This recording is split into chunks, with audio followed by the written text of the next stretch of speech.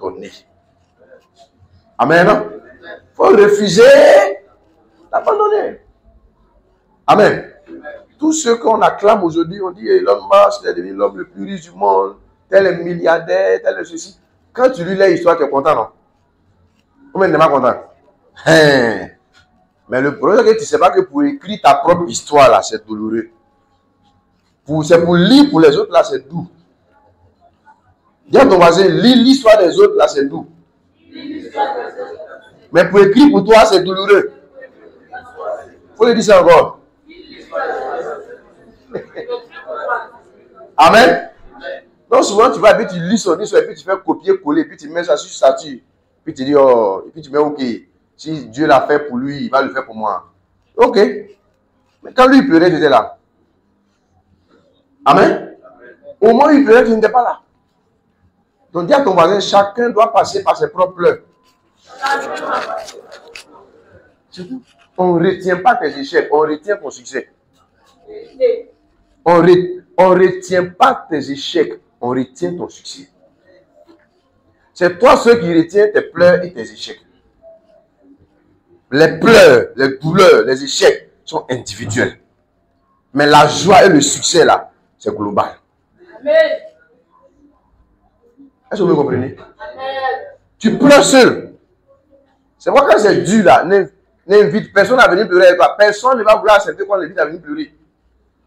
Tu as même envoyé un programme sur internet, invitation à venir pleurer, rendez-vous samedi à l'hôtel à 22h. Dress code noir. Qui va venir là-bas? On va t'inviter pour venir pleurer puis tu vas partir. Amen. Mais accepte. Aujourd'hui c'est douloureux, mais accepte de payer le prix. Accepte. Même quand souvent tu es parti jusqu'à puis il semble que tu es sur le point de toucher la chose et puis les choses reviennent encore en arrière. N'abandonne pas. Tant que tu n'es pas encore tombé là, il faut continuer de persévérer. Amen. Il faut continuer de persévérer. Ça peut te faire mal au cœur, ça peut être douloureux. Mais il faut dire ça là. Je ne sais pas pourquoi, mais je vais accomplir ce but-là. Il faut montrer au but que toi-même tu es plus têtu que lui. Est-ce que vous me comprenez? Il faut montrer à la situation que toi-même là tu es plus têtu que lui. Parce que Dieu ne donne qu'à ceux qui sont intéressés. Dis à ton voisin. Il faut lui dire ça encore. Souvent tu viens, je veux le succès, mon année de succès. Dieu dit ok, tu veux le succès, il dit ok, je vais voir si tu es intéressé. Et puis il commence à envoyer les complications. Tu dis tu es intéressé, non? On va voir si tu es intéressé. Quand on est intéressé, même quand il pleut, on est sous la pluie. Yes. Et puis on fait quoi? On avance. Demande au soldat, mon fils, il est gendarme. Parce que quand tu vas là-bas, tu choisis le type de formation que tu veux faire. Hein? Là-bas, là, est-ce qu'il y a enfant de ministre? Est-ce qu'il y a enfant de député? Tout le monde est dans la boue. Ou bien? C'est comme ça. Donc, ne dis pas que moi, ma souffrance là, et si je te raconte là, mon ami, pour toi là, c'est petit. Parce que même dans la pauvreté, là, il y a dimension dedans. Hein? Est-ce que vous savez que dans la galère, là, il y a dimension et puis il y a dimension? Oui. Il y a des galères là. Non. Si on t'explique, tu ne vas pas comprendre. Ça se vit. Amen. J'ai un ami pasteur qui m'a dit, un jour il est venu me voir, il a dit, bon, mais toi tu habites où? Il dit, mais pourquoi tu veux venir quoi? Il dit, mais tu connais chez moi, il faut que je connaisse chez toi pour te rendre visite. Il dit, j'ai même pas envie que tu arrives chez moi. Parce que quand le jour que tu vas arriver chez moi, tu sauras que le diable et moi on est voisins. J'ai dit, mais comment toi, pasteur, tu peux parler comme ça? Il dit, il sait ce que ça te dit. Quand tu arrives chez moi net là, on ne te dit pas. Dieu même ne te parle même pas, mais quand tu regardes où il habite seulement là, tu sais que ça fait moi on est voisins. Mais je vous assure, je lui ai rendu visite. Il a raison. Il a eu raison. Amen. Un quartier qui est passé, il n'y a pas envie de dire le nom. Quand il fait comme ça, vous connaissez. Hey! Ma femme et moi-même, on a dormi dans la maison de Nassiri, mais quand je suis arrivé chez lui là-bas, il dit, ouais, il y a dimension et puis il y a dimension. Il dit, tu as raison. Mais vous ne serez plus voisins au nom de Jésus. Amen. Et j'ai prié pour lui, la même année, il a déménagé. Amen.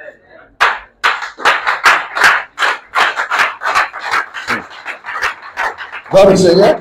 Voilà. C'est pourquoi quand tu passes par des moments difficiles, il ne faut pas chercher la sympathie des hommes. Personne ne va vouloir se joindre à toi dans tes épreuves. Ça va te tromper. Quand tu es dans une épreuve, là, il ne faut pas chercher la sympathie des hommes. Les hommes n'aiment pas l'épreuve. Les hommes aiment quand c'est cuit. Vous comprenez, non? Les hommes aiment quand tout est prêt. Quand tu as la voiture, maintenant tout le monde dit, oh là, c'est mon ami, c'est mon ami, c'est mon ami. Mais dans les difficultés, quand tu l'appelles, il dit, il te rappelle. Comme si c'est lui qui a souscrit pour tes unités. Quelqu'un t'appelle avec son téléphone, tu dis, il te rappelle, comme si c'est toi qui l'as appelé. Et tu cherches l'attention des gens et personne ne veut t'écouter. N'est-ce pas? C'est ta croix. Il faut accepter de porter ça et n'envier à personne. Il ne faut pas dire c'est à cause de lui qui est souffre comme ça.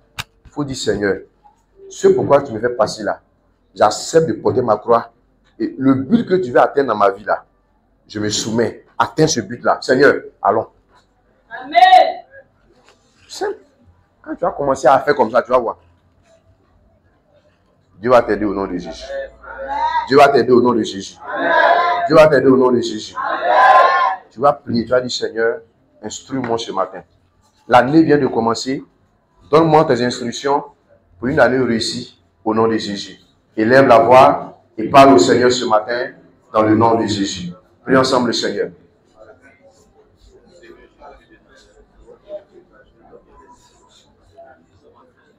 Dis au Seigneur, l'année vient de commencer. Dis-lui que tu veux ses instructions. Dis-lui que tu veux recevoir de lui ce matin. Il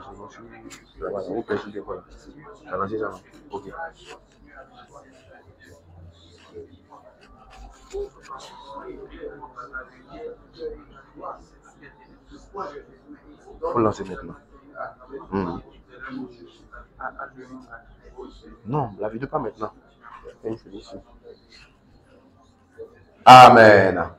Que Dieu nous bénisse. Alors ce matin, nous sommes là pour que Dieu nous instruise. Amen. C'est une exhortation, un encouragement à travers ce thème, comment réussir mon année avec Dieu. Comment réussir mon année avec Dieu.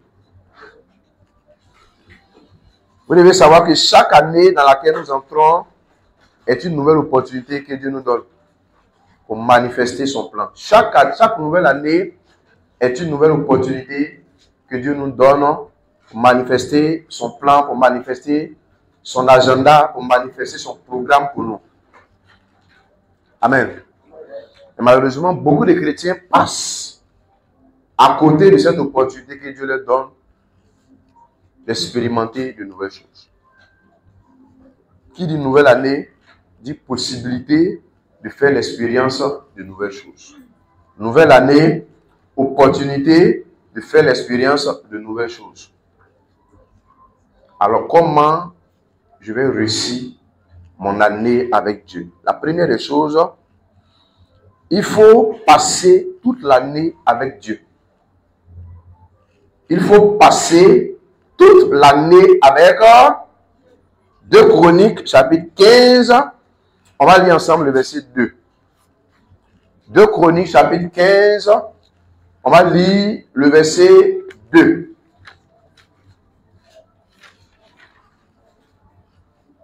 Deux Chroniques, chapitre 15. On va lire le verset 2. 2 Chroniques, chapitre 15. Le verset 2.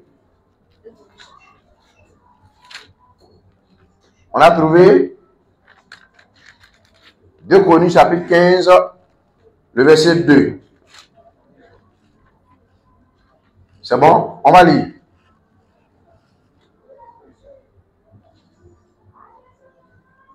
Chroniques, chapitre 15, au verset 2.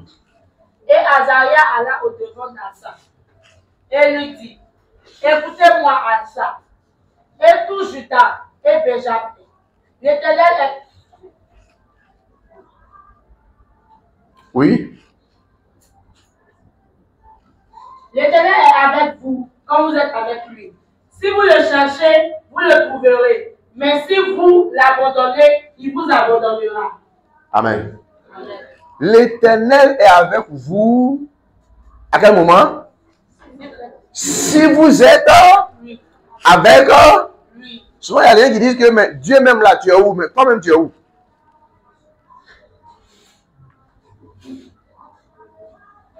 On passe tout notre temps à incriminer Dieu. Seigneur, je ne te sens pas dans ma vie. Est-ce que toi, Dieu te sent dans sa vie? Il dit, l'Éternel est avec vous. Si vous êtes avec lui. L'Éternel est avec vous. Quand vous êtes avec lui. Alléluia. À quel moment Dieu est avec nous? Il est avec nous quand nous sommes avec lui. Donc, si nous voulons que l'année là soit une année réussie, il faut d'abord la réussir spirituellement. Une année que tu ne réussis pas spirituellement, tu ne peux pas la réussir physiquement. Tout ce qui se fait dans ce monde se fait d'abord spirituellement. Toute réussite est d'abord spirituelle. Tout triomphe est d'abord spirituel. Toute victoire est d'abord spirituelle. Tout échec est aussi spirituel. L'Éternel est avec vous. Quand vous êtes avec lui.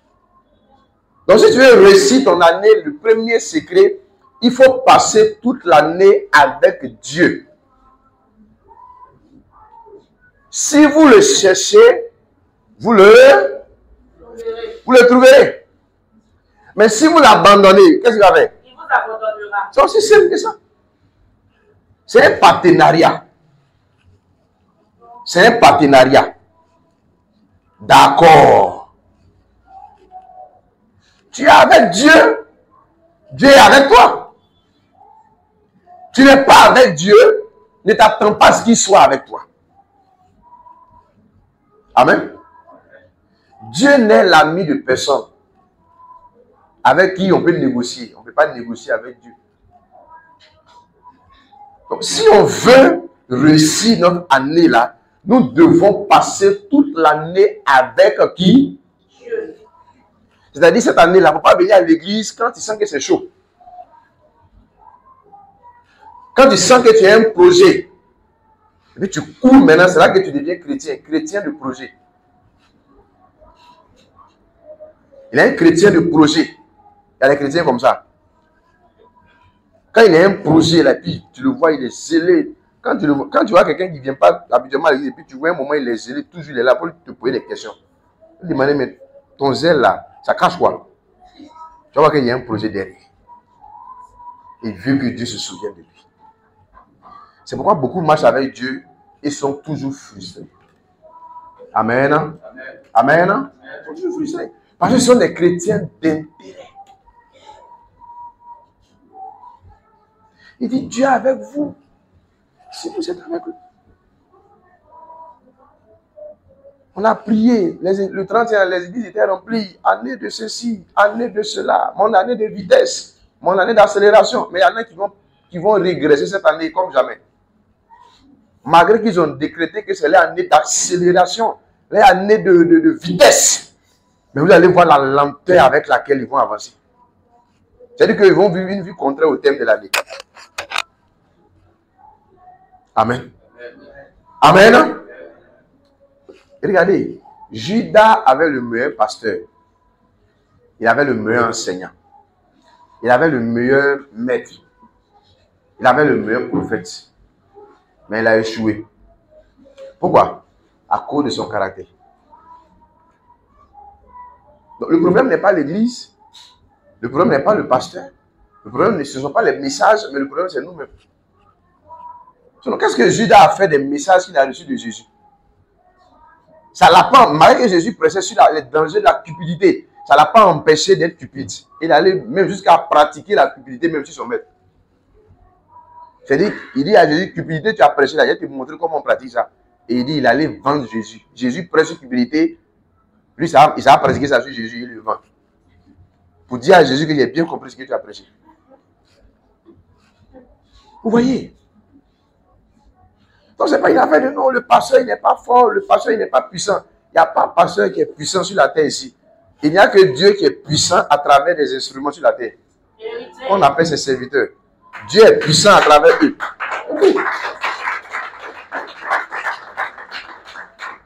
Amen.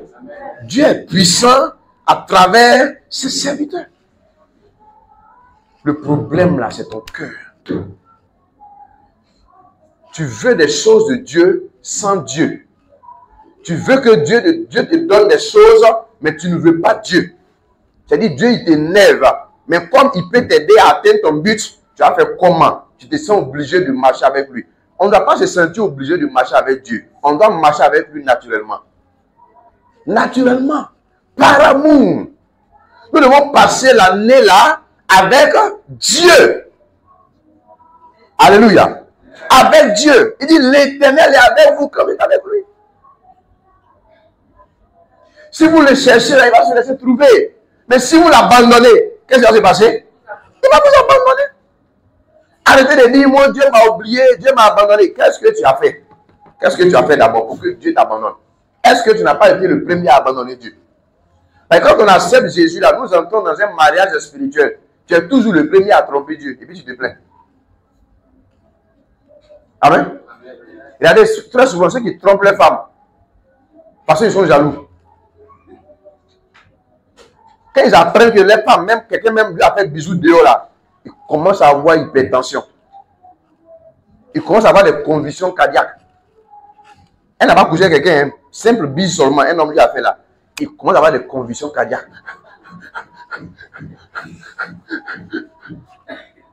Pourtant, lui, quand il trompe sa femme, quand elle parle, il faut l'éteindre que c'est ça l'homme. Amen. C'est ce qu'on fait avec Dieu. Nous sommes les premiers à être infidèles, à désobéir. Et après, on vient, on dit, Dieu, ma vie n'avance pas à cause de toi. Alléluia. Jérémie 29, verset 12 à 13. Prenez note, ce sont les recommandations que je vous donne en début d'année et qui vont vous aider tout au long de l'année. Jérémie 29, verset 12 à 13.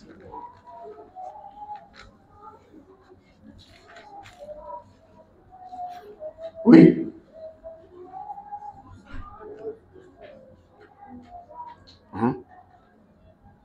Activez le micro de la sœur Evali. Jérémie 29, verset 12. Vous m'invoquerez et vous partirez. Vous me prierez et je vous exaucerai. Vous me chercherez et vous me trouverez si vous me cherchez de tout votre cœur. Amen. Cette année-là, passez du temps avec Dieu. C'est important. Amen. Souvent on lit le verset 11 et on oublie ce qui vient après. On oublie le verset 12 et 13. Car je connais les projets que j'ai formés sur toi. Projets de paix et non de malheur. Et on va dire, Dieu a des plans de paix pour toi. Dieu a des projets de paix pour toi. Ces projets de paix-là deviennent une réalité dans ta vie. Comment? Ça devient réel dans ta vie. Comment? En avançant pour pratiquer le verset 12 et le verset 13. Amen. Il a formulé le projet de te faire du bien. Mais il faut que tu te lèves pour l'invoquer. Pour prendre des pas de foi. Il dit, vous m'invoquerez et vous partirez et vous prierez et je vous... Il nous donne la garantie que si nous nous levons pour le chercher là, il va se laisser trouver. Verset 13, il dit, vous me chercherez et vous me trouverez si vous me cherchez de tout votre cœur. Nous devons engager notre cœur dans notre quête de Dieu. Engager notre cœur dans notre recherche de Dieu. Notre cœur doit être résolument engagé. Notre cœur doit être engagé. Notre cœur doit être engagé. Pas seulement avec la tête, mais avec le cœur. Alléluia. Deuxièmement, il faut avoir un cœur pour Dieu. Il faut passer toute l'année avec Dieu. Passer toute l'année avec Dieu. Ne pas passer quelques mois de l'année avec Dieu, mais toute l'année avec Dieu. Matthieu 22, verset 37. Matthieu chapitre 22, le verset 37.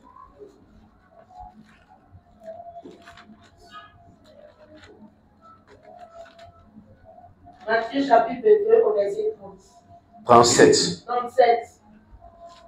Jésus lui répondit, tu aimeras le Seigneur ton Dieu de tout ton cœur, de toute ton âme et de toute ta pensée. Alléluia.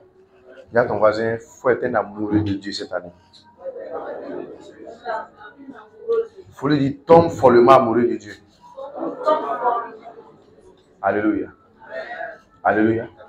Sois amoureux de Dieu. Il faut aimer Dieu. Il faut avoir un cœur qui bat pour le Seigneur. Souvent tu mens aux jeunes filles que tu n'as même pas doté, tu dis, tu sais, mon cœur bat pour toi. Amen. Amen. Hein? Et même elle sait que tu lui mens, mais elle va faire comment? Elle est dedans. Amen. En tout cas, vous mentez bien, mais vous êtes dedans quoi. Elle sait que tu mens, lui aussi sait qu'elle ment. Donc, mais bon, vous êtes dedans comme ça. C'est-à-dire que c'est une relation à très haut risque. RTR, relation à très haut risque. Mais ils sont dedans quand même. Amen. Relation à très haut risque. Fais Dieu te sort de ces choses bizarres là aujourd'hui. C'est des douleurs tu as, on ne sait pas où ça t'envoie. Amen. Amen. Il faut avoir un cœur pour Dieu. Un cœur pour Dieu. Quand tu as le cœur pour Dieu, ça te pousse à vivre la vie de Dieu.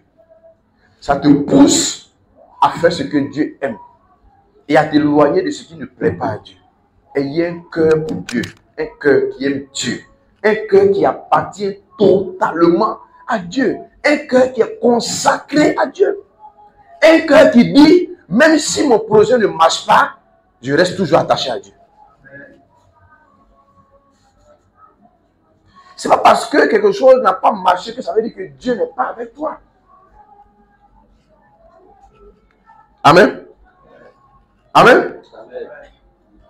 Ne pense pas que la présence de Dieu à tes côtés est déterminée par la réussite d'un projet ou par l'accomplissement de quelque chose. Amen. Ça marche, ça n'a pas marché. Moi, je continue d'aimer Dieu. Bravo Seigneur. Quand on a commencé l'église et puis on prêchait sous la bâche et puis souvent les offrandes étaient 75 francs après le culte. Mais je continue de prêcher avec ça. Amen. Le jour que Dieu a touché le cœur du peuple pour que le peuple donne, c'est 350. Dimanche après le culte, offrande. Mais le dimanche qui suit, je donne encore des messages puissants. Parce que ma joie n'est pas liée à ce que le peuple donne. Ma joie est liée au Saint-Esprit qui est en moi. Je ne sais pas si vous comprenez un peu. C'est ce qui nous a donné la force pour aller de l'avant. Donc que tu aies de l'argent ou pas là, parce que tu as un cœur pour Dieu, tu veux toujours avancer avec ce Dieu. Tu veux toujours demeurer avec ce Dieu. Bravo Seigneur. Très souvent, les gens sont dans des relations et disent je t'aime, je t'aime, je t'aime. Mais souvent, le manque d'argent vient tester la sincérité de je t'aime. Et c'est là maintenant quand il n'y a plus l'argent, quand tu dis bonjour chérie, elle ne répond pas bien. Puis non, chérie était saluée 2, 3 fois. Elle répond mais ça ne sort pas quoi. Le son du bas est coupé. Ce qui fait que le son est fort là, c'est parti. C'est les billets qui font que le son est fort. Les billets là, ce sont les boutons qui augmentent le volume. Mais billet là est parti, on ne peut plus augmenter le volume là. Donc quand tu dis chérie, je t'aime, elle dit elle n'a pas entendu. Mais quand il y a les billets, même quand tu n'as pas dit bonjour, elle dit chérie bonjour. Tu dis non, il ne t'a pas salué. Elle dit non, il n'y a rien, entendu bonjour. Amen. Donc, vous voyez comment souvent, même, entre nous-mêmes les humains, on se ment. Vous voyez non? Entre nous-mêmes frères, entre monsieur, madame, ils se mentent. Bravo Seigneur.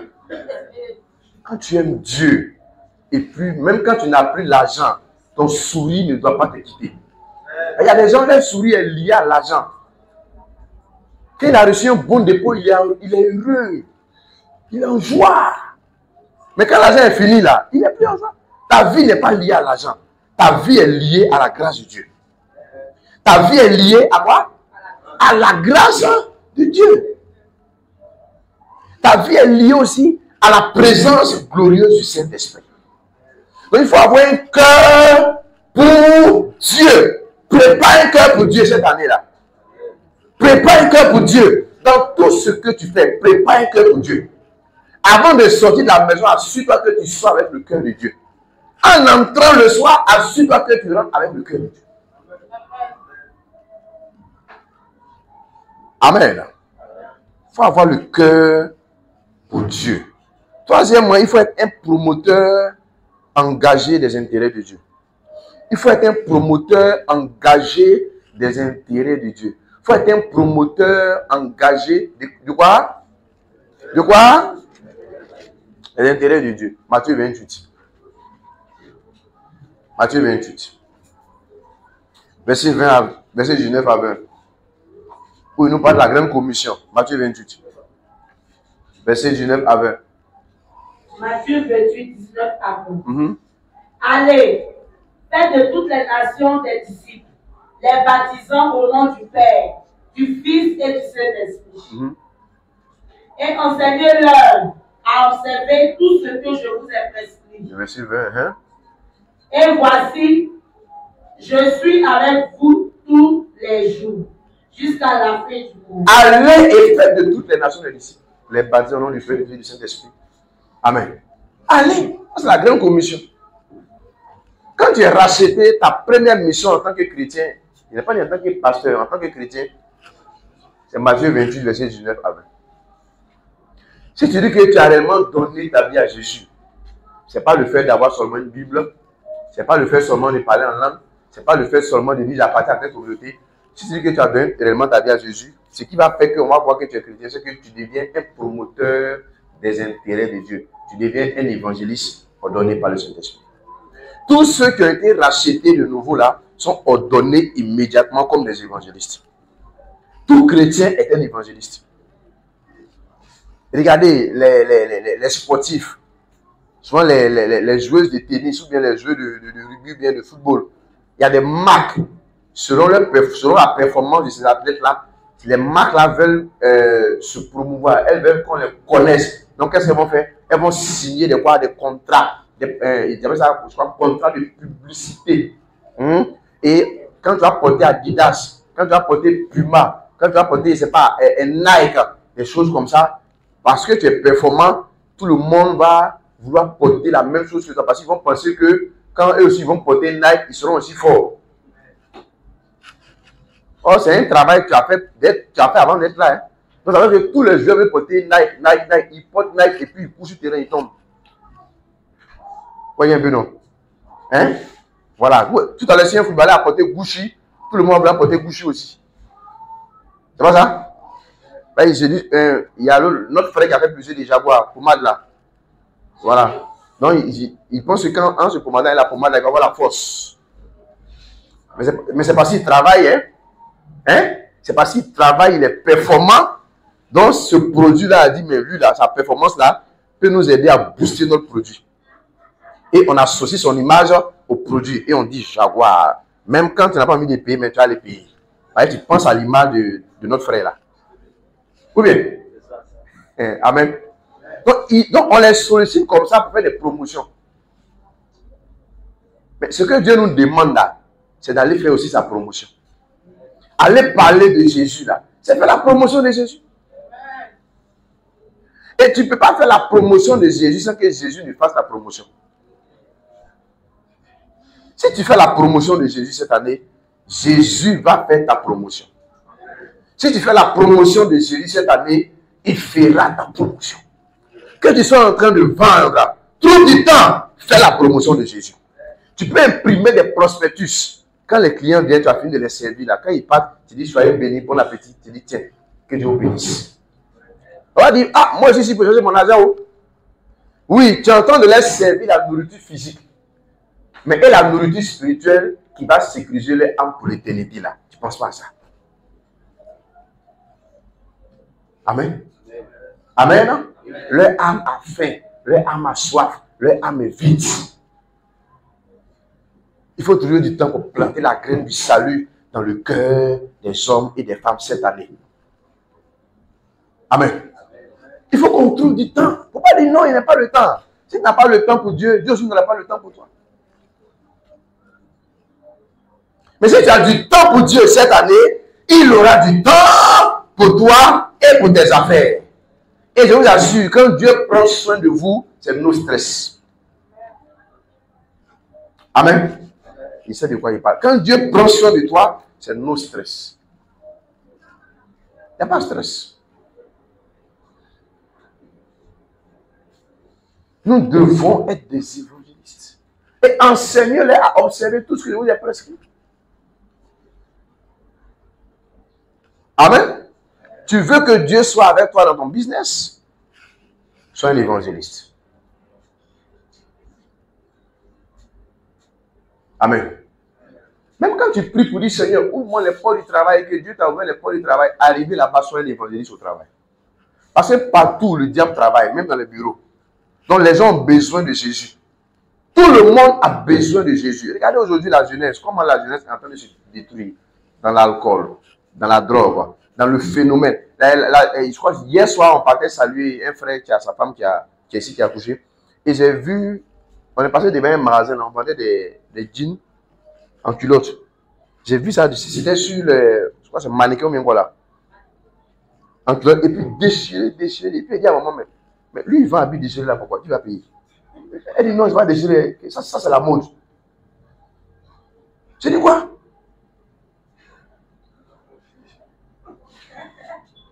Elle dit non, c'est pas déchiré. Mais c'est déchiré, puis il vend. Elle dit non, c'est pas déchiré, c'est la mode. Il dit quoi? Ça c'est la folie, c'est pas la mode. Amen.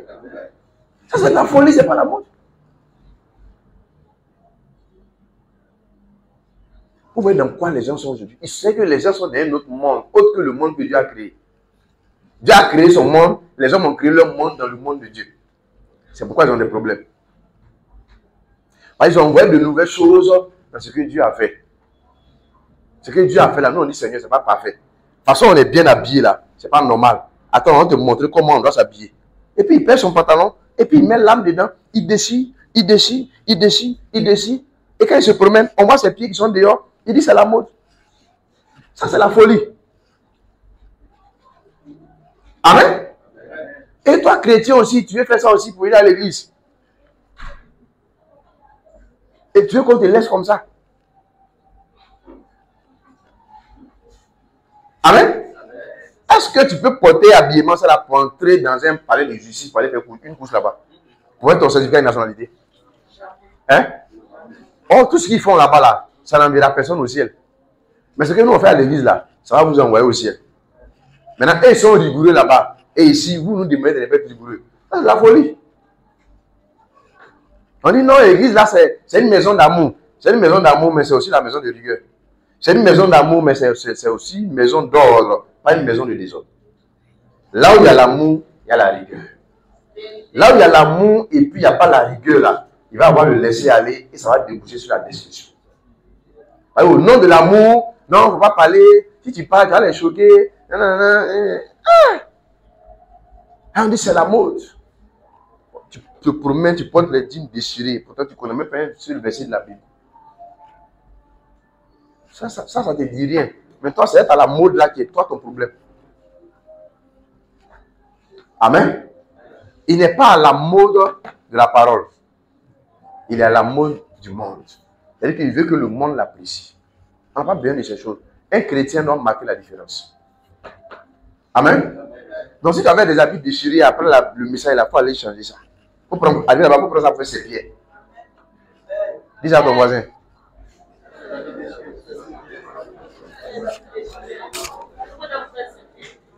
Toi-même, tu ne peux pas souffrir pour avoir l'argent pour aller payer ses pieds pour porter. Hein? Toi, tu vas aller travailler, avoir l'argent, souffrir, et puis tu vas payer ses pieds. Et puis tu portes, tu te promènes avec ça, c'est ses pieds. Enlève ça pour faire ses pieds. C'est pas habillé. Amen. Amen. C'est ça, hier, moi, me disait que, tu as vu, avant les fous, là, ils s'habillaient un peu bien. Et les hommes ont commencé à porter habits déchirés. Maintenant, les fous ont commencé à se déshabiller. Et maintenant, les hommes, ils portent maintenant les habits. De toute façon, avant, les fous s'habillaient, vous voyez, non. Ils portent habits, c'est déchiré. C'est pas ce que les hommes normaux font maintenant. Hein? Maintenant, actuellement, les fous, ils sont nus. Donc, quand ils vont entrer dans une autre dimension, les hommes seront comment?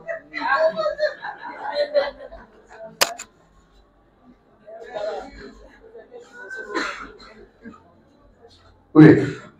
C'est que tu le vois, tu te moques de lui, mais en réalité, vous deux là, c'est la même chose.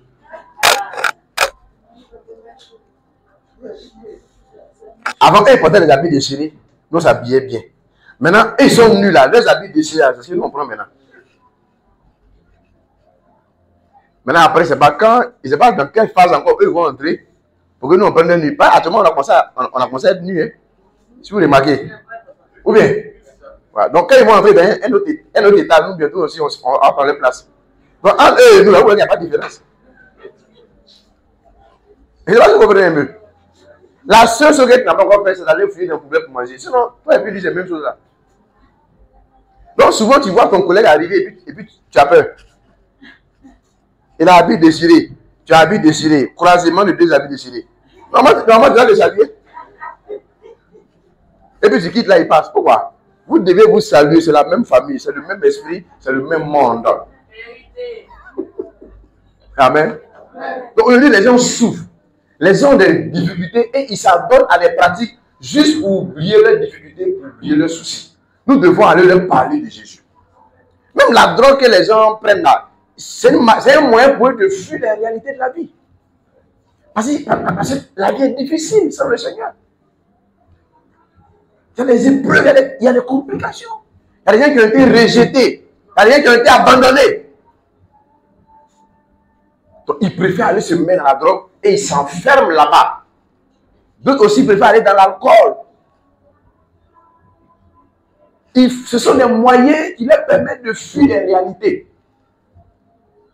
Alors que les réalités sont faites pour être affrontées pour avancer. Une réalité que tu n'affrontes pas va s'imposer à toi. Dis ça à ton voisin. Soit tu l'affrontes, ou elle s'impose à toi jusqu'à ce que l'un de vous capitule. Mais tu ne capituleras pas au nom de Jésus. La réalité va céder cette année au nom de Jésus. Et les choses vont fonctionner correctement pour toi au nom de Jésus. Je peux te garantir que si tu ouvres ton cœur, que tu écoutes ces messages, cette année, tu vas sourire au nom de Jésus. Toi aussi, tu vas témoigner au nom de Jésus. Toi aussi, tu vas dire, enfin, Dieu m'a fait grâce. Dieu va le faire. Mais nous devons annoncer l'évangile. Amen. Nous devons annoncer l'évangile. Parce que les gens souffrent. Les gens souffrent. D'ici 2 à 3 ans, 5 ans même, je me demande, est-ce qu'on ne va pas voir des gens se promener nus? Nus. Aujourd'hui, même, il y a des vêtements, même des jeux, on peut plier pour mettre dans la paume. On dirait habit, comme ça. Mais elle te dit ça là, c'est son habit. Quand elle déplie comme ça là, on dirait un rouleau compresseur. Ah! Vêtements, quand tu portes là, on peut plier pour mettre dans la main comme ça. Mais bientôt là, vraiment, il faut qu'on prie, il faut qu'on évangélise parce que sinon, ça sera compliqué. Amen? Il faut qu'on prie. Il faut qu'on évangélise. Il faut qu'on parle de Jésus. Sinon, ça ne sera pas facile. Amen? Aujourd'hui, quand quelqu'un est mal habillé, ça ne choque personne. Ça ne choque personne. La morale a foutu le camp. On était dans le même taxi, on partait là. C'est un papa qui était le chauffeur. Il nous a parlé d'un bar vers où Samuel est là. On dit j'attaque ou bien quoi, c'est même pas. Le nom n'est pas retenu même. Au cas où j'attaque là, il ne sait pas c'est quoi. Il dit, il était dans le taxi la semaine passée, dans la période des fêtes là. Et il est arrivé là à 5 h du matin. Et un jeune était en train d'avoir des rapports avec une jeune fille. Sur une table, au bord de la route là. Et il s'est arrêté en tant qu'un papa pour moraliser. Elle dit, aïe papa, non, c'est ça, toi tu n'as jamais vu.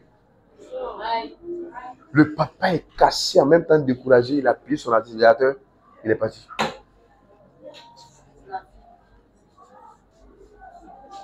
Amen. Un papa qui garde, il est à 6 mètres, il garde son taxi et il essaie de la moraliser pour dire ma fille. Voici. Elle lui dit, mais non, toi, c'est ça là que tu n'as jamais vu. Amen. Amen. Maintenant, toi aussi, à qui appartient la table, ceux qui sont en train de faire ça là. Si toi, tu ne pries pas, et puis le lendemain, tu ramasses tes affaires, tu mets dessus. Tu ne jeûnes pas, tu es mort dans le film. Bah, il tape ça là. Hey! Et il y a des tables comme ça. Hein. Que Dieu sanctifie vos tables au nom de Jésus.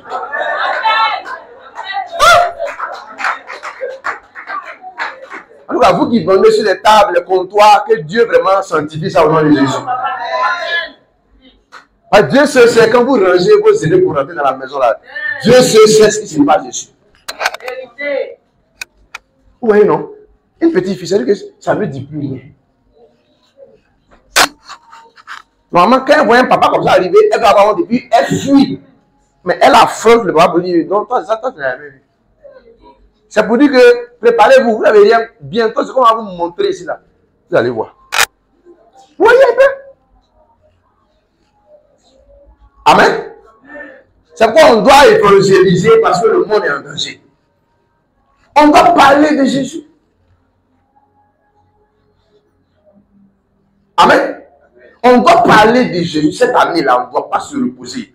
Au service, si un de tes collègues dit collègue, alors on va prier. Tu as des amis qui ne connaissent pas Jésus. Dis-les, dis collègue, ou bien frère, ami, soeur, allons dans la présence de Dieu. Parce que le monde est en danger. Et notre seul refuge, c'est Jésus. Aujourd'hui, il n'y a pas un seul endroit qui est sûr. Le seul endroit qui est sûr, c'est de demeurer en Christ. Jésus est le seul endroit sûr sur la terre présentement. Si on n'a pas ça là, même au travail, dans tous les milieux, il y a la magie aujourd'hui. Il y a le fétichisme aujourd'hui. Il y a le maraboutage aujourd'hui. Et même ton frère avec qui tu marches là, il est prêt à travailler contre toi pour ne pas que tu émerges. C'est pourquoi quand tu es dans un projet que ça n'a, et tu es dans un projet, bien tu es sur une affaire qui n'a pas encore pris là, il ne faut pas aussi abandonner, c'est pas facile. Parce que souvent aussi là, non seulement il y a les démons de ta famille là, qui te combattent, et aussi ils sont là que tu ignores, les démons des familles elles sont là. Parce que cette grande gloire là, est-ce que ça a déjà existé dans votre famille? Donc quand ils voient ça, ils disent, mais pourquoi c'est l'enfant de tel qui va avoir une telle gloire? Et quand tu commences comme ça, la complication, tu ne comprends pas. C'est là maintenant que tu t'assois et puis tu dis, d'accord, on va se consacrer à Jésus. Et ça là, cette famille-là, le nom va émerger au nom de Jésus. Et tu travailles à ça. Mais pourquoi vous ignorez qu'il y a les démons de ta famille qui te combattent? Ils ont combattu tes parents. Ils ont combattu même tes grands-parents jusqu'aujourd'hui qui te combattent. Ne pense pas que les choses sont simples comme ça. Et les choses que vous voyez, ne pense pas que les choses sont simples. Il n'y a rien qui est simple. Tout ce qui t'arrive de bon comme de mauvais est d'abord spirituel. Il y a des manipulateurs sataniques qui sont en œuvre. C'est pourquoi tu ne dois jamais baisser les bras et tu dois dire, je dois rester engagé jusqu'à ce que je voie clair dans ce projet-là. Que Dieu te donne ce cœur qui n'abandonne jamais au nom de Jésus. Et tu es déterminé à aller jusqu'au bout au nom de Jésus. Reçois cette grâce-là au nom de Jésus. Ah oui. Tu vois, tu t'engages dans un petit projet, ça ne marche pas. Ah, moi-même, là, je suis découragé. Hey! Amen. S'il y a quelqu'un qui doit se décourager, là, c'est Dieu. Parce que chaque jour, on pêche pour chauffer son cœur. Ou bien, mais c'est nous tue. Il y en a même quand ils donnent leur vie à Jésus, ils avortent. Ou bien ils font avortement, bien ils font avorter les filles. Mais le dimanche, là, il a lavé sa bouche, il a assis à l'église. Et puis il lève la main. Dieu, tu es bon. En temps normal, un homme comme ça, là, une main visible doit sortir de quelque part pour le gifler. Un gars comme ça, là. Oui. Mais regardez, la miséricorde et l'amour de Dieu font qu'il est assis. Et c'est lui qui crie le plus. Mais le plus fini, il va à la maison tranquille. Ça là, si c'est pas parce que Dieu est bon, un homme comme ça là. Mais il y a longtemps, une mère sautait, puis du presse, puis au moins 30 ans sauté. Tu as fait avorter une jeune fille hier soir, puis tu es là matin là. Dieu, tu es bon. Dieu, tu es bon. C'est l'amour de Dieu. C'est la preuve que Dieu ne se décourage pas de nous. Ou bien, quand même Dieu, même tes dieux là, il ne se décourage pas. Parce que chaque jour, on le pense. Chaque jour, on le blesse. Chaque jour, on pêche. Mais son amour fait qu'il se retient pour ne pas nous détruire. Parce qu'il espère qu'on va changer. Il espère qu'on va se repentir. Mais une petite situation nous arrive. J'ai découragé, j'ai découragé. Non. Amen. Les épreuves font partie de la vie. Il ne faut pas regarder les épreuves pour servir Dieu. C'est Dieu. Cette année-là, trouve du temps, évangélise. Parle de Jésus.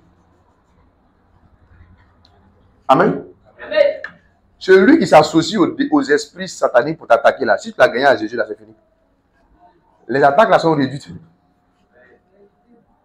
Amen. Parce qu'il est en collaboration avec les démons et puis on te combat. Lui aussi, il est là. Et puis, quand tu l'as gagné à Jésus, là, c'est fini. Ça fait rien de moins. Tu vois que tu l'as pris et puis il est avec toi maintenant. Vous vous associez maintenant, vous allez envoyer le feu, ça va porter. Est-ce que vous comprenez? Mais quand tu le vois, tu vas aller en enfer. Tu es maudit, mais pendant ce temps, il te fatigue. Le temps, il va arriver en enfer là. Toi, tu as joué. Amen. Amen. Amen. Donc, quel que soit qui il est, parle-lui de Jésus. Alléluia. Être un promoteur engagé des intérêts de Dieu. Quatrièmement, il faut marcher continuellement dans la crainte de Dieu. Il faut marcher continuellement dans la crainte de Dieu. Que tu sois à l'église, tu es chrétien. Que tu sois caché quelque part, tu es chrétien. On n'est pas seulement chrétien quand on vient à l'église. On est chrétien partout où on est. Donc on va dire non, je me cache et puis je gère ma vie. Ton pasteur peut ne pas te voir, mais l'œil du Saint-Esprit te voit. Et l'œil du Saint-Esprit est plus important que l'œil de ton pasteur. Mais la plupart des gens, les gens ont plus peur de leur pasteur que du Saint-Esprit. Les gens ont plus peur de leur pasteur que du Saint-Esprit. Le pasteur arrive. Il faut aller voir. Tiens, t'as pas la porte là. C'est le pasteur. Hé, garçon, il faut ranger la bouteille de chapalou en bas du lit là. Il faut ranger ça. Et puis si le pasteur parle là, il ne faut rien dire. Il faut me laisser parler seulement. Amen. Et maintenant, le jour que Dieu veut te dévoiler, le pauvre est assis en plein causerie, et puis la chose vient. Papa, papa, papa. Et ton chapalou là-dedans, voyez maintenant. Hé, tais-toi là-bas. Papa.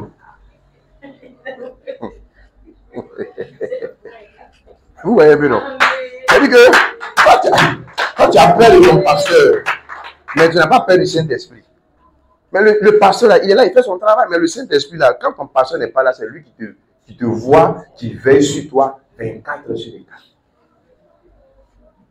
Mais comme on n'apprend pas à l'honorer, là, on le déshonore tout le temps. Donc, ça veut dire qu'on ne peut pas avancer. Alors que c'est lui qui est notre plus grand stratège, le Saint-Esprit. Amen. Je donne le témoignage de ce frère qui, après avoir donné sa vie à Jésus, continue de lutter contre la pornographie. Et chaque fois, il regarde la pornographie. Et un jour,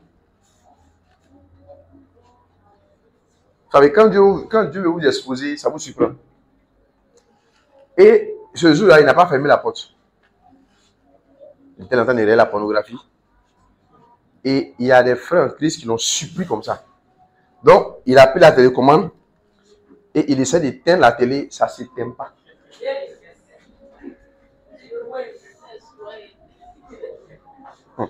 Amen. Il fait tout ça, ne s'éteint pas. La télécommande l'a trahi.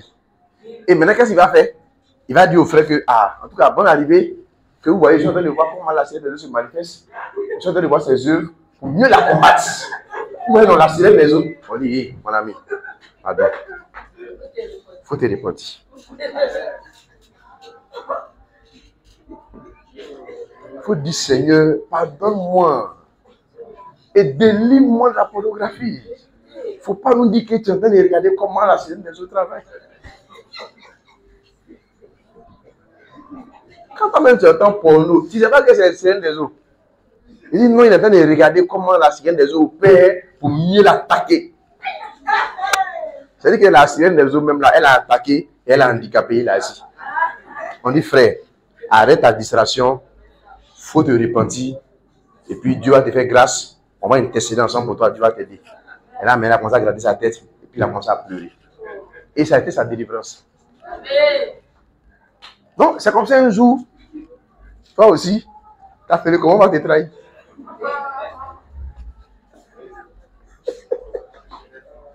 C'est comme ça un matin, évidemment, tu as changé les piles, il y a au moins 5 minutes, ça marche bien. Mais ce jour-là, parce que le Saint-Esprit veut t'exposer, puisqu'il t'a parlé quand tu étais dit là, avant de mettre ton doigt, il va mettre son doigt d'abord. Et quand tu appuies, ça ne passe pas. Et je te dis. Amen. Il y a des humiliations que tu peux éviter maintenant. L'année vient de commencer. Si tu es dans des choses bizarres comme ça, là, il faut changer. Si tu avais des choses comme ça dans ton portable, là, il faut effacer. Il n'est pas il devait sortir ça maintenant, sinon on va savoir que tu es dedans. Laisse après le culte, quand tu es dans le taxi là, toi tu vas sortir, et puis tu effaces. Il n'est pas il devait sortir ça maintenant. Si tu vois ton frère, tu dis son portable aussi, il ne faut pas dire qu'il est dedans. Il qu'il veut voir, il veut lire un verset biblique. Amen. Amen. Ça ne construit pas, ça ruine le cerveau. La pornographie ruine le cerveau. Ça réduit vos capacités intellectuelles et mentales. Ça vous détruit. C'est les démons. Amen. Il faut marcher dans la crainte de Dieu. Il faut marcher dans la crainte de Dieu. Marcher dans la crainte de Dieu veut dire quoi? Je dois être conscient que Dieu est là en permanence et je dois avoir la conscience de sa sainteté. Et cette conscience que j'ai de sa sainteté-là me pousse à m'éloigner des choses qui peuvent le blesser. Alléluia. Alléluia. Est-ce que toi, tu peux accepter que n'importe qui mette sa main autour de la hanche de ta femme? Pourquoi? Mais c'est la même chose. Quand tu pèches là, c'est comme tu quittes les bras de ton amoureux qui est Jésus pour aller dans les bras de quelqu'un d'autre. Et quand Jésus voit ça, il a mal. C'est pourquoi on doit s'éloigner du péché. Notre plus grand avantage, c'est de marcher dans la sanctification. C'est de marcher dans la crainte de Dieu. C'est de consacrer sa vie à Jésus. Et ça va nous aider cette année-là. Reçois la grâce de t'éloigner du péché au nom de Jésus. Il faut avoir cinquièmement un esprit de sacrifice. Alléluia. Il faut avoir un esprit de sacrifice. Il faut avoir un esprit de sacrifice. Acte 20, verset 22 à 24. Est-ce que vous me suivez ce matin? Est-ce que vous me suivez ce matin? Acte 20, verset 22 à 24. Il faut avoir un esprit de sacrifice. Acte 20, verset 22 à 24. Acte 20, verset 24. On y va. Et maintenant, voici, lié par l'esprit, je vais à Jérusalem, ne sachant pas ce qui m'y arrivera. Seulement, de ville en ville, l'esprit s'est m'averti que des liens et des tribulations m'attendent. Mais je ne fais pour moi-même aucun cas de ma vie, comme si elle m'était précieuse, pourvu que j'accomplisse ma course avec joie et le ministère que j'ai reçu du Seigneur Jésus, d'annoncer la bonne nouvelle de la grâce de Dieu. Alléluia. C'est un homme appelé l'apôtre Paul. Il dit qu'il ne fait aucun cas de sa vie. Comme sa vie lui était précieuse. Seulement, le Saint-Esprit l'a vêti que de ville en ville, il y aura des tribulations. Amen. Et maintenant, voici, lié par le Saint-Esprit, je vais à Jérusalem, mais bon, au verset 24, il dit, mais je ne fais pour moi-même aucun cas de ma vie comme ça m'était précieuse, pourvu que j'accomplisse ma course avec joie et le ministère que j'ai reçu du Seigneur Jésus d'annoncer la bonne nouvelle, la grâce de Dieu. C'est-à-dire qu'il ne faut pas te préoccuper de ta situation d'abord. Amen. On va dire, Seigneur, si tu fais pour moi, je vais faire pour toi. Quand tu as un esprit de sacrifice, tu privilégies toujours les intérêts des autres. Quand tu as un esprit de sacrifice en tant qu'enfant de Dieu, tu vas privilégier les intérêts de Dieu. Le verset 25. Le verset 25. Et maintenant, voici, je sais que... Non, verset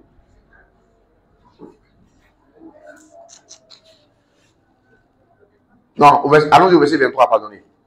Remontez au verset 23 légèrement. Seulement de ville en ville, l'Esprit Saint m'avertit que des liens et des tribulations m'attendent. Bon, suivez-moi ici. Vous voulez emprunter un chemin. Tout à l'heure, on m'a dit le verset 24. Vous voulez emprunter un chemin et puis le Saint-Esprit même, c'est lui qui vous connaît. Il dit, prends ce chemin. Amen. Et quand tu prends ce chemin, regardez ce que le Saint-Esprit te dit. Il dit, mon fils, le chemin que je te demande d'emprunter là, voici ce qui va arriver là-bas. Des liens et des tribulations t'attendent.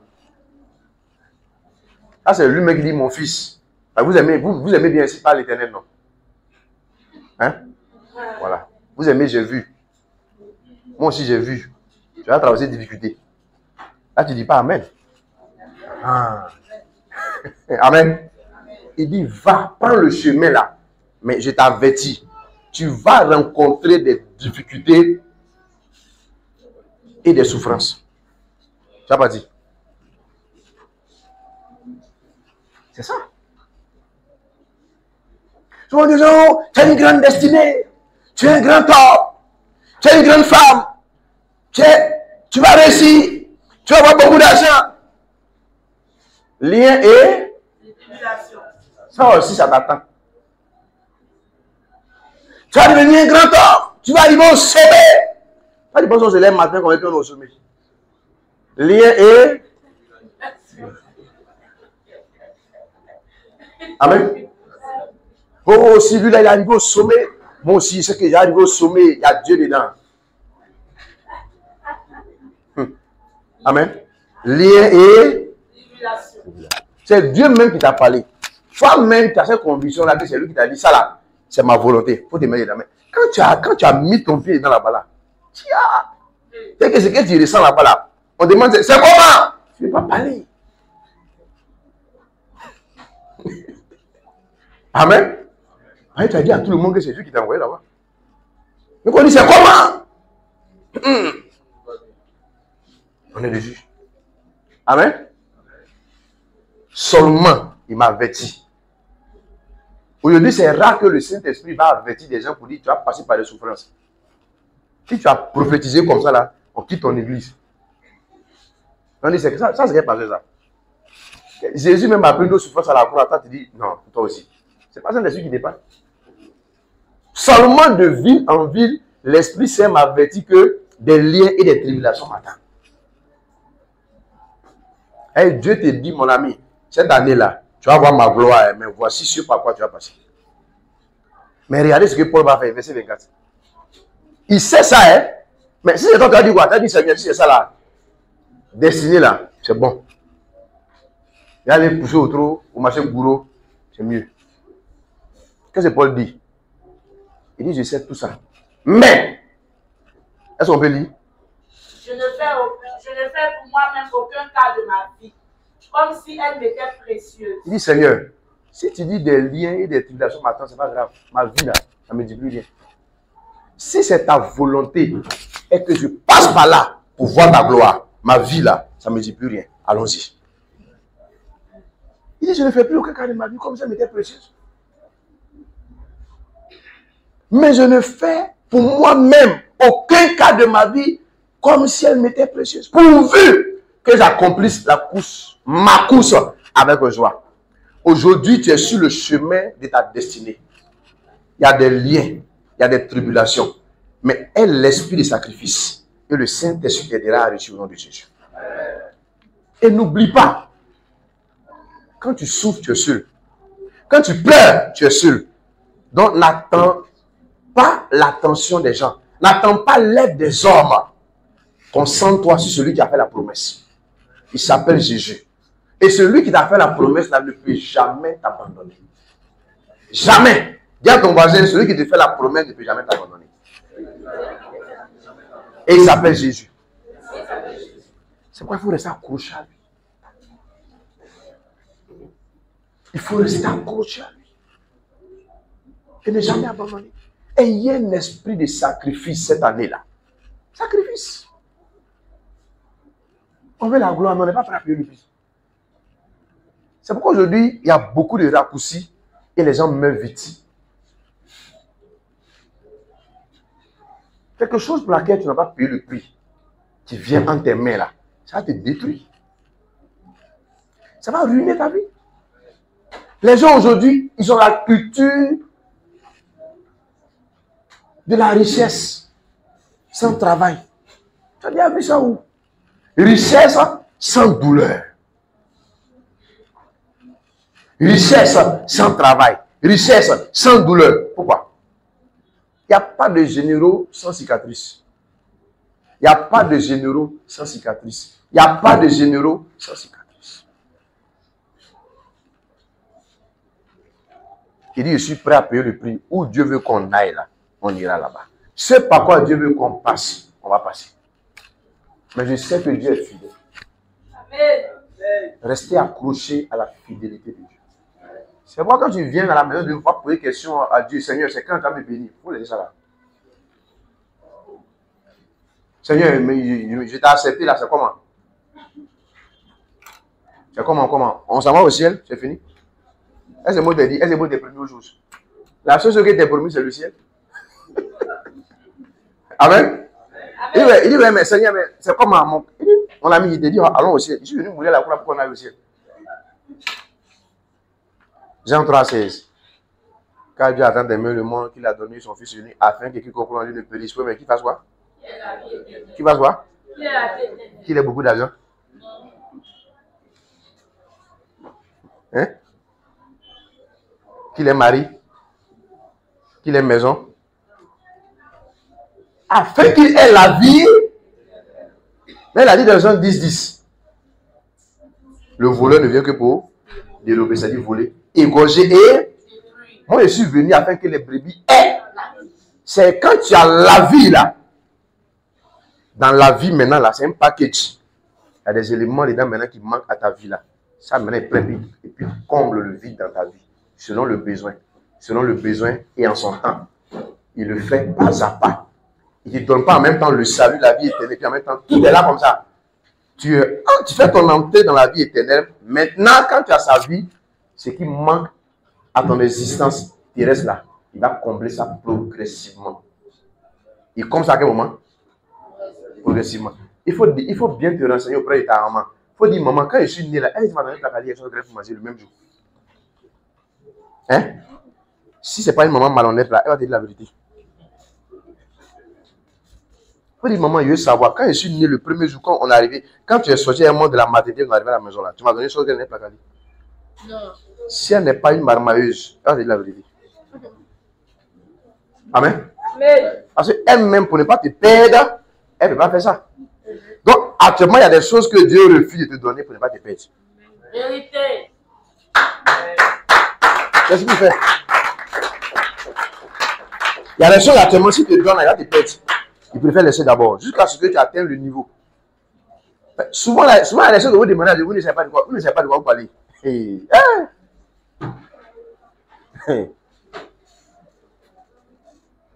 Souvent, il y a des gens, ils disent, il veut être milliardaire. Est-ce qu'ils connaissent qu'on appelle milliard? Petit 2 millions seulement là. Ça peut faire que tu deviens impoli. 2 millions seulement. C'est pourquoi Dieu donne comment? Progressivement. Et pendant qu'il donne progressivement, il voit l'état de ton cœur à chaque niveau. Quand tu as 100 000, il voit comment tu te comportes avec les autres. Il dit, ok, c'est bon. On peut changer son niveau, 500 000. Il voit comment tu te comportes. Il dit, bon, ok, il est bien, il est 1 million. Bon, il est 2 millions. Il commence maintenant à se gonfler. Il dit, non, on arrête, c'est son niveau qui est là. C'est-à-dire que lui, il peut être humble jusqu'à avec 2 millions. Avec 1 800 000. À partir de 2 millions, son orgueil est activé. Donc, on a bloqué le compteur. Donc, ça dépend de ton caractère et de ton humilité. Ça dépend de quoi? Ton caractère. Ça dépend de quoi? Ton caractère. C'est pourquoi il faut travailler sur ton caractère. Ne sois pas pressé pour dire, Seigneur, ouvre les portes là. C'est déjà ouvert. Amen. Il n'y a pas un chrétien que Dieu a appelé et puis les portes sont restées fermées. Il n'y en a pas. Dès qu'il t'a racheté là, les portes sont déjà ouvertes. Mais pour entrer là-bas, là, c'est ton caractère qui fait que soit la porte là, c'est fermé, ou bien ça s'ouvre. Sinon, il n'a même pas mis ce riz dessus. Mais souvent, tu es devant et puis toi-même, tu te bloques. Si tu t'allais, on ouvre une porte devant et puis on dit qu'il faut entrer. Puis en entrant, tu fais comme ça. Qu'est-ce qui va se passer?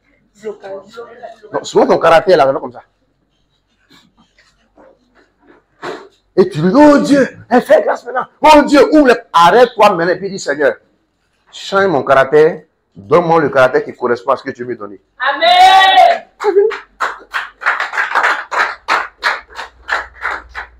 Mais pour ça, là, il faut avoir un esprit de sacrifice. Il faut être honnête, travailler sur ton caractère. Être honnête pour travailler sur ton caractère. Il n'y a rien qui combat les chrétiens comme le caractère. Ton caractère te combat plus que les démons. Amen.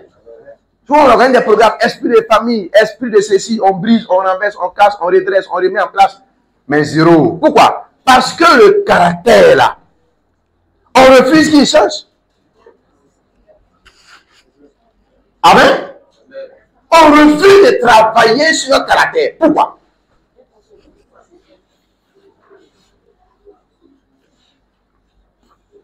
Alors que le caractère est déterminant. Le caractère est déterminant. Le caractère est...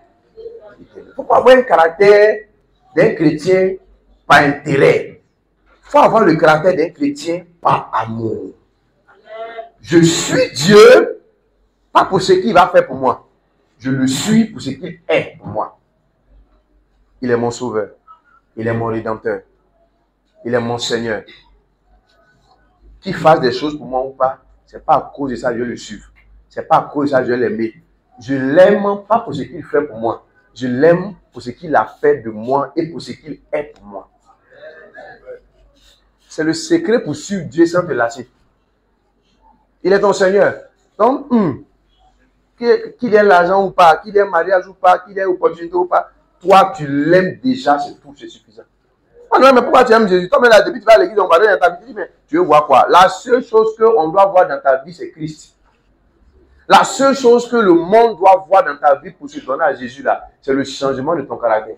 Amen. Sinon, le monde a l'argent. Oui.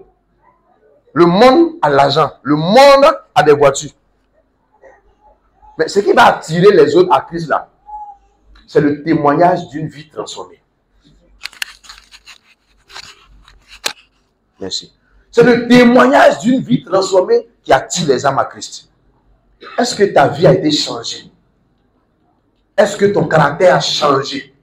Ton attitude a changé? Ton langage a changé? Les gens doivent te voir et puis dire, toi là, quand on te regarde, on sait qu'il y a une différence entre ton avant et ton maintenant.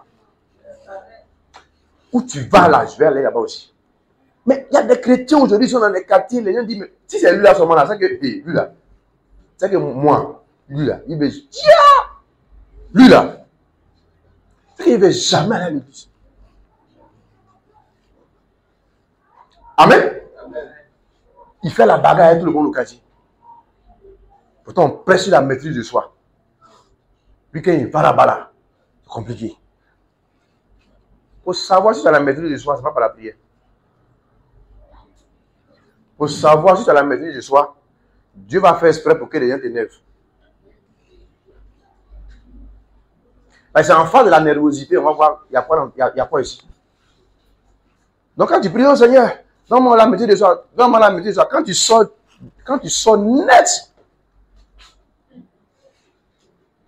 quelqu'un vient, tu vas arriver comme ça, il y a sa tête là même.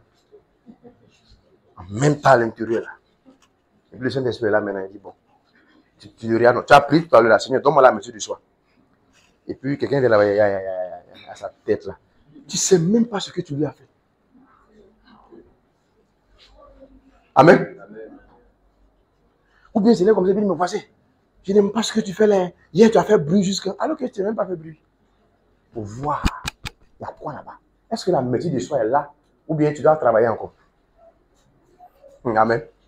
Et quand tu t'énerves, le Seigneur dit, il n'est pas encore dans ma présence. Amen. Il n'est pas encore prêt. Quand tu ressors, c'est quelqu'un d'autre qui vient encore.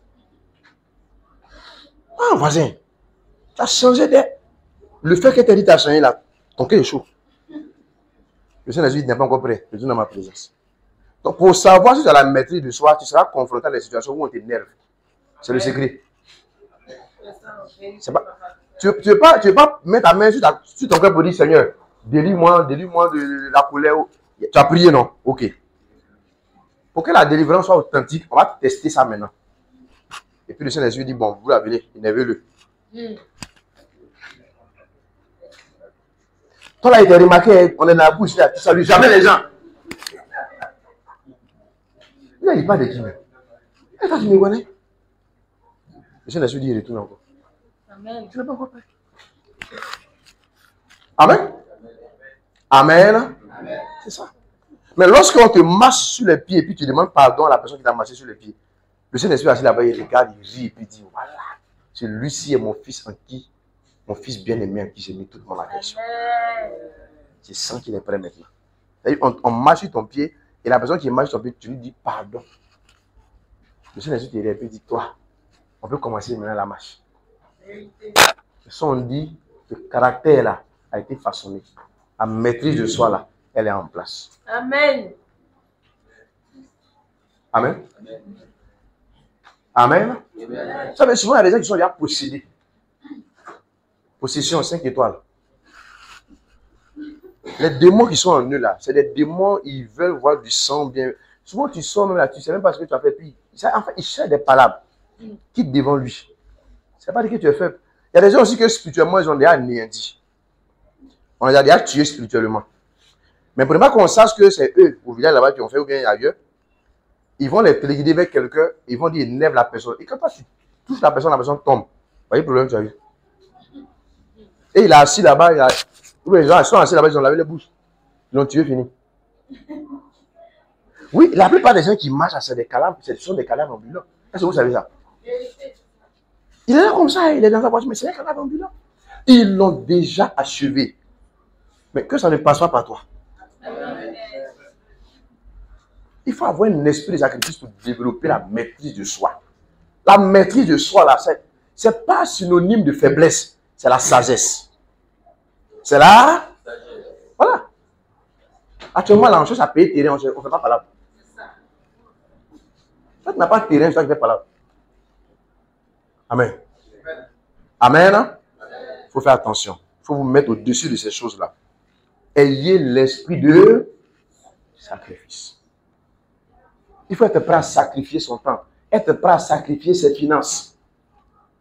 Amen. Il faut être prêt à sacrifier tes finances. Il faut être prêt à sacrifier ton temps pour jeûner, lire la Bible. Il faut trouver du temps pour lire la Bible.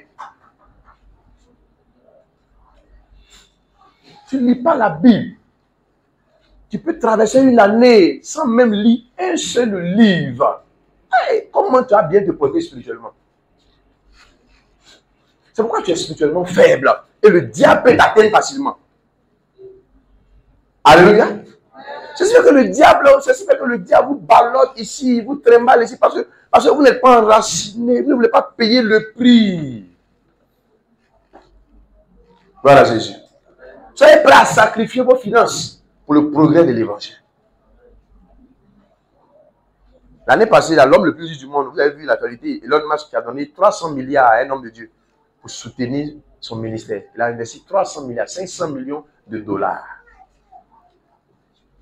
Amen. Gloire au Seigneur. Gloire au Seigneur. C'est ça. Quand vous voyez les grains sont au sommet là, ils font des sacrifices. C'est pourquoi il faut commencer où tu es cette année-là. Il ne faut pas manquer un mois ou bien manquer l'opportunité de payer ta dîme et de faire tes offrandes régulièrement. Parce que si tu raisonnes avec Dieu, les situations vont raisonner avec toi. Non, Seigneur, tu vois, j'ai des charges. Donc, le mois prochain, lui, il n'a pas de problème avec ça. Amen. De toute façon, tu payes ta dîme, tu ne payes pas ta dîme, l'œuvre de Dieu avance. La seule personne qui reste en retard, c'est toi. Ce n'est pas Dieu. Gloire au Seigneur. Ayez l'esprit du sacrifice. On ne peut rien obtenir avec Dieu si on n'est pas engagé avec l'esprit du sacrifice. Même pour prier là, quand tu te réveilles pour prier là, ce sont des sacrifices. Tu passes 5 heures de temps par jour sur le téléphone, mais tu passes combien de temps dans la prière par jour? Cette année, il faut investir les choses. Si tu vas, tu consultes tes messages, ça va, ferme. Lis ta Bible, prie, il faut travailler. Alléluia. 6e, il faut marcher par la foi. Marc 9, 23. Tout est possible. Il dit, si tu peux, tout est possible à celui qui croit. Il vous sera fait selon votre foi. Pas selon les situations, mais selon votre foi. Dieu ne veille pas sur vos problèmes. Dieu veille sur sa parole pour l'accomplir. Dieu veille sur sa parole. Dieu ne bénit pas ceux qui font pitié. Dieu bénit ceux qui ont la foi. Marc 9, verset 23. Jésus lui dit, si tu peux, tout est possible à celui qui, si tu peux seulement avoir la foi. Tout te sera possible conformément à la volonté de Dieu. Si seulement tu peux avoir la foi. Si seulement tu peux avoir la foi. Amen. Là où il y a déjà un miracle, on n'a plus besoin de foi. C'est là où il n'y a pas de miracle qu'on a besoin de foi. Pour que le miracle devienne miracle. Beaucoup de personnes acclament seulement quand ils ont vu les miracles. Quand ils ont vu les miracles plutôt.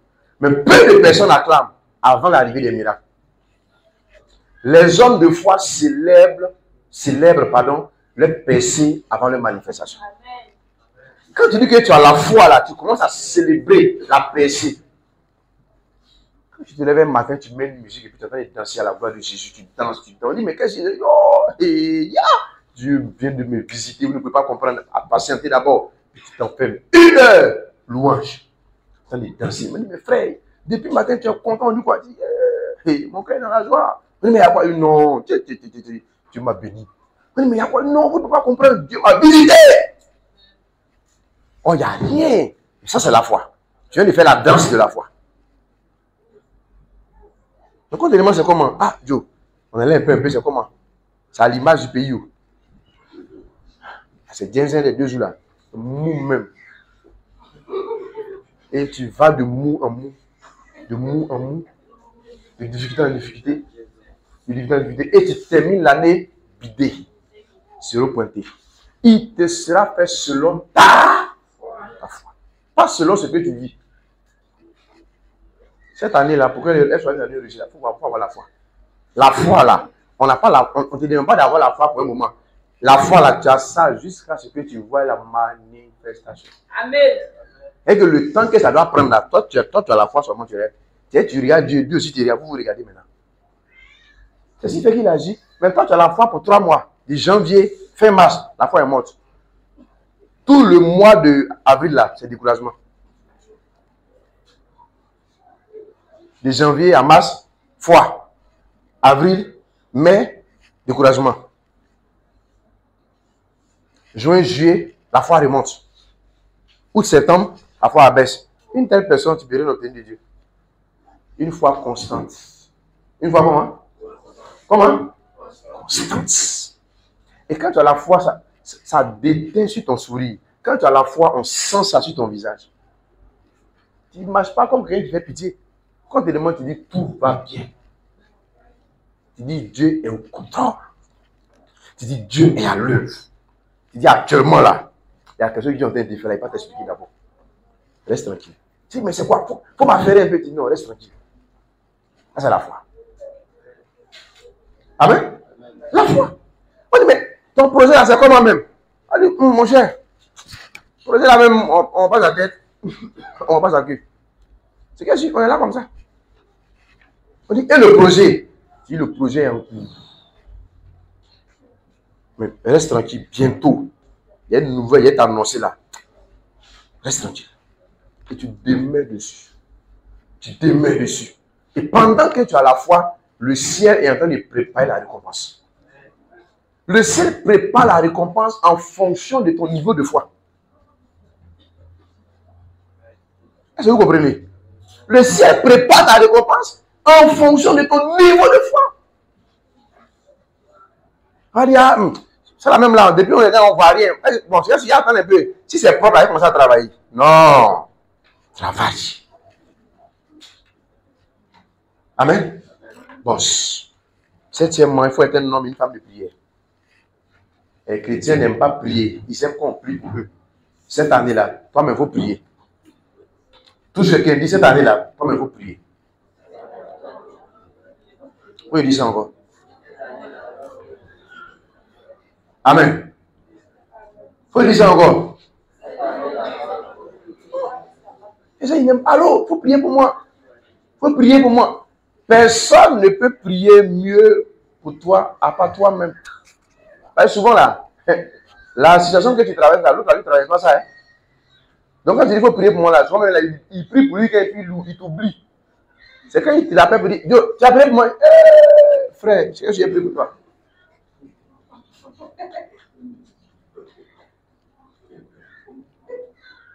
Toi-même là, tes genoux là, prends, fléchis ça devant Dieu. Amen. Apprends à mettre tes genoux devant Dieu. Et ça va t'aider. Gloire au Seigneur. Gloire au Seigneur. Avant que je termine ce message, je vais vous montrer une projection d'un réveil spirituel qui a eu lieu dans un... Bon, oui, on va dire un pays, dans une localité, en Amérique du Sud. Et ça va nous aider aussi pour l'année 2025. Alléluia.